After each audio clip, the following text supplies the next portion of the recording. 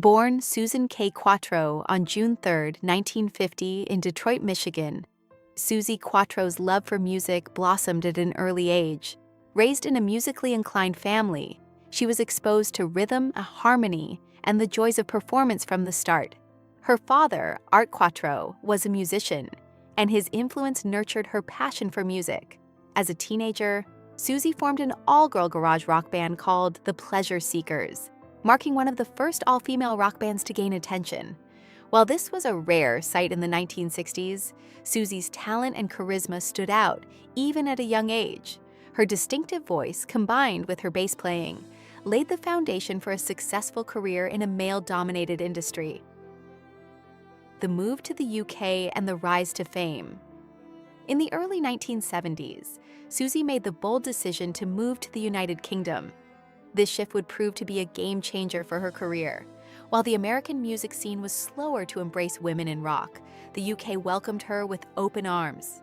In 1973, her breakout hit Can shot straight to #1 on the UK charts, selling over 2 million copies worldwide.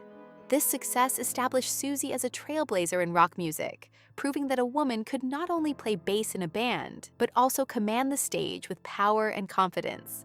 Songs like In 48 Crash, Devilgate Drive, and The Wild One followed, cementing her status as one of the most influential female rock stars of the era. Breaking barriers as a female rock icon. Throughout the 1970s, Suzi Quatro broke down barriers for women in rock music. She wasn't just a singer, she was a bass-playing, leather-clad rock icon, exuding strength and independence that challenged conventional gender roles. In an industry that was largely dominated by men, Suzi demanded respect as a serious musician. Her stage presence was magnetic, and her rebellious attitude resonated with fans worldwide. While many female musicians were relegated to background vocals or superficial roles, Suzi made her mark as a true musician. She became a pioneer, not just for women in rock, but for anyone who didn't fit the typical mold of what a rock star was supposed to be. Her success opened the door for future female rockers like Joan Jett and Debbie Harry. Suzi's versatility. From rock to acting, Suzi Quatro's talents weren't confined to music alone. In the mid-1970s, she branched out into acting, gaining popularity with her role as Leather Tuscadero on the hit American sitcom Happy Days.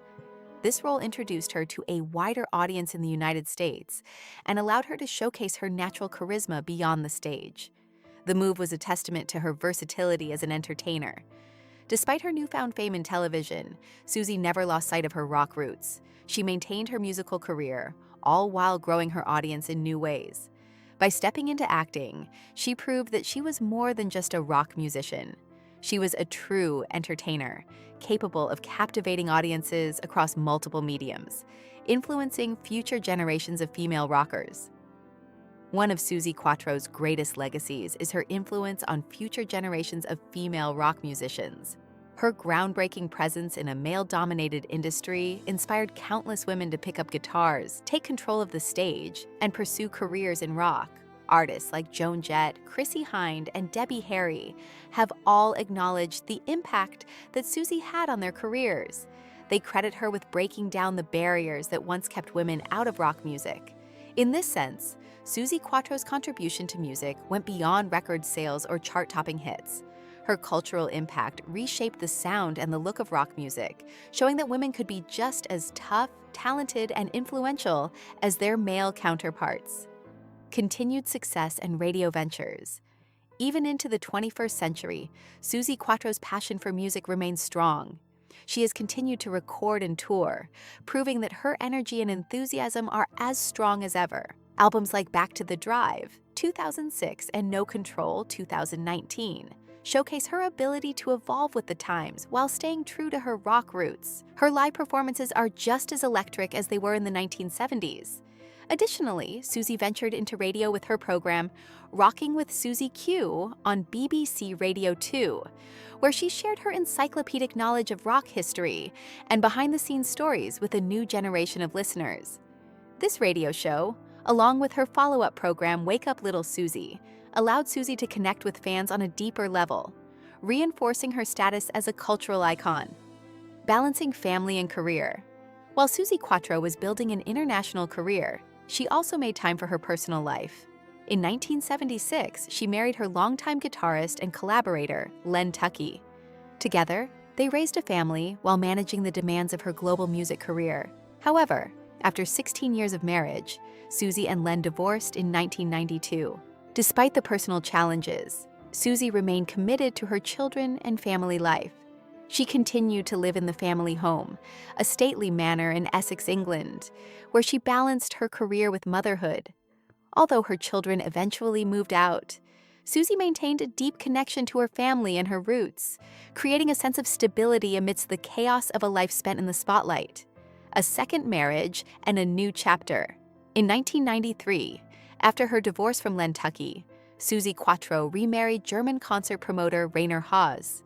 This marriage provided her with both personal companionship and professional support.